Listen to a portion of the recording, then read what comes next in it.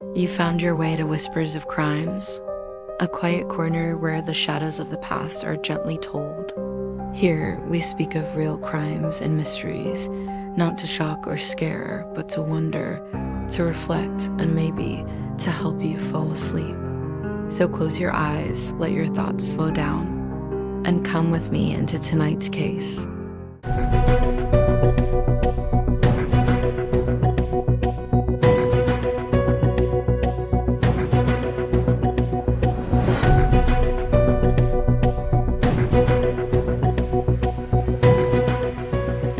We re-diving into a dark chapter of Philippine history, one that still resonates and sparks debates over justice, political violence, and the rights of journalists.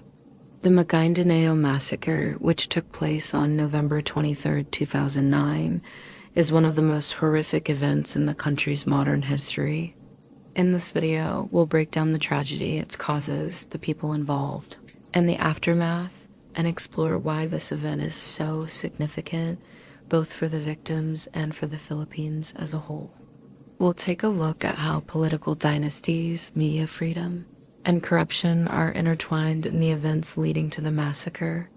The attack claimed the lives of 58 people, including 32 journalists, making it one of the deadliest attacks on the press in recent history. The massacre didn't just take lives. It shook the very foundations of democracy in the country. Before we go into the details of what happened that day, it's important to understand the political situation in Maguindanao at the time. This context will help explain the magnitude and the ruthless nature of the attack.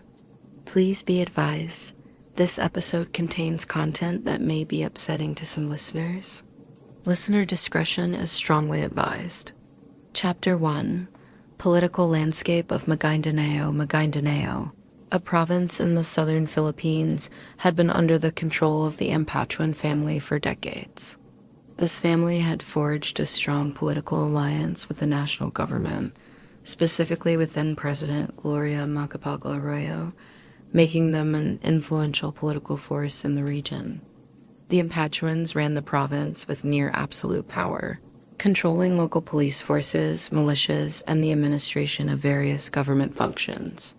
The Ampatuan family's rule was maintained through fear, coercion, and a network of loyal supporters, many of whom were armed. They built a reputation not just as political leaders, but as brutal enforcers of their will. Allegations of extrajudicial killings, intimidation, and corruption were rampant in the province, yet they remained untouchable for years due to their political clout. In 2009, Esmael Todo Mangodatu, a member of a competing political family, decided to challenge the Ampatuans for the governorship of Maguindanao. Todo's decision to run for governor wasn't just a political move. It was an act of defiance against a powerful, well-entrenched political dynasty. In a bold step, Todo made a public announcement that he would be filing his candidacy. However, he knew that this would be a dangerous move. To avoid conflict and ensure his own safety, Todo chose not to personally file the candidacy papers, but sent his wife, his two sisters, and some supporters, along with journalists who would cover the event. Little did he know, this decision would lead to a tragedy that would forever alter the political landscape of the region. Chapter 2. The morning of November 23, 2009. The morning of November 23, 2009 started like any other. The Maguindanao convoy set out to file the necessary papers for Todo's candidacy at the provincial capital. The group, consisting of Todo's wife's sisters and several other family members and supporters, was joined by journalists who intended to cover the filing as part of their duties.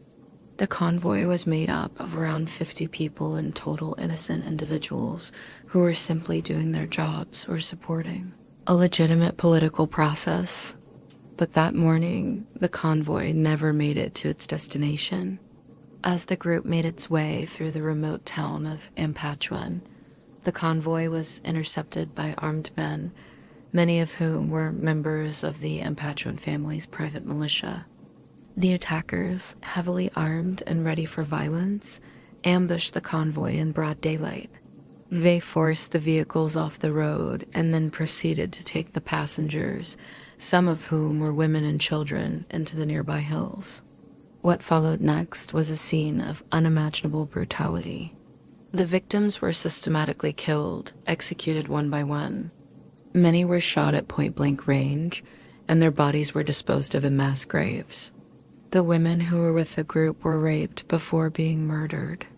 In total, 58 lives were lost, among them 32 journalists, making it the single deadliest attack on the press in modern history.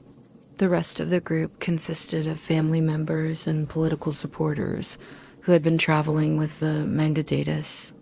The horrific details of the massacre, how the victims were killed, their bodies mutilated and disposed of like trash, shocked not just the Philippines but the entire world. The fact that this was carried out so brazenly, in broad daylight, with no apparent fear of consequences, speaks to the level of impunity that had taken root in the region. Chapter 3. The Attack and the Victims. The details of the massacre are hard to comprehend. The attackers did not simply kill their victims, they made a statement of dominance. According to witness accounts and evidence gathered later, the victims were forced to line up and were shot execution style. Journalists who were in the convoy to report on what was supposed to be a routine filing were the most prominent targets. These individuals were killed simply because they were doing their job, bringing information to the public. The presence of media personnel is one of the most chilling aspects of the massacre. Journalists in the Philippines have long been under threat, especially those reporting on corruption and political violence.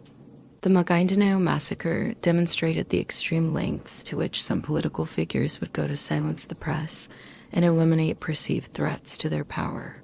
Among the victims were journalists from major media outlets like ABS-CBN, GMA, and the Philippine Daily Inquirer, who were all caught in the crossfire of a political feud that had escalated to lethal violence. In addition to the journalists, there were several innocent bystanders, including family members of the Maguindanao, who were not involved in politics but were simply accompanying the group. The attackers spared no one, and the number of victims in this mass murder highlighted the extent to which the Ampachuan family, as private army, had gained control over the province. Chapter 4. The investigation and arrests. In the immediate aftermath of the massacre, the Philippine government was under intense pressure to act quickly. The brutality of the attack left the public in shock, and there was widespread outrage both domestically and internationally. The media, who had just lost so many of their own, led the charge in calling for justice, demanding that the culprits be brought to account. The investigation into the massacre was slow to start, but authorities soon uncovered a trail of evidence that pointed directly to the Ampachuan family. Andal Ampachuan Jr., the prime suspect in the massacre, was arrested, and soon after, other members of the Ampachuan family and their private militia were apprehended. Andal Ampachuan Jr. was accused of masterminding the ambush, and evidence suggested that the massacre was part of a larger political strategy to maintain the Ampachuan family's control over Maguindanao. The attackers were found to have acted under direct orders from the Ampachuan patriarch, Andal Ampachuan Sr. The investigation revealed that the massacre was premeditated, and it was not an isolated incident. There was a pattern of violence and intimidation used by the Ampachuans to maintain their political grip. The case became not only about the massacre itself, but also about the broader issues of political dynasties, corruption, and the use of private militias to control and suppress opposition. Despite the arrests, many feared that the Ampachuans' connections to powerful figures would allow them to escape justice. And indeed, the investigation was fraught with delays, raising concerns about the influence of the Ampachuans in the Philippine justice system. Chapter 5. The Legal Battle and Delays. The legal battle following the Maguindanao Massacre became one of the longest and most complex trials in Philippine history. With over 200 accused individuals, hundreds of witnesses, and thousands of pieces of evidence, the case became a monumental task for the country's legal system. Yet, despite the overwhelming evidence, the trial proceeded at a snail's pace.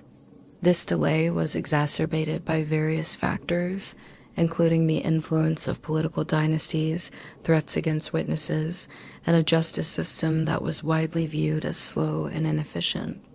Many witnesses who were brave enough to testify faced intimidation, and some even feared for their lives. Furthermore, the political connections of the accused led some to believe that they might never face real consequences.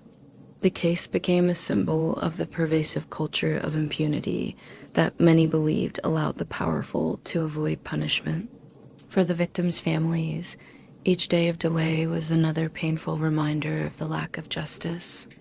The trial also sparked a broader discussion about the state of the Philippine legal system, the power of political dynasties, and the ongoing challenges to press freedom and human rights. Chapter 6: The Aftermath and Ongoing Impact. The Maguindanao Massacre left a profound impact on the Philippines. It underscored the deep-rooted issues surrounding political dynasties, corruption, and the lack of accountability in the country. The loss of 58 lives, including 32 journalists, marked a tragic milestone in the fight for press freedom in the Philippines, a country where journalists have long been targets of violence.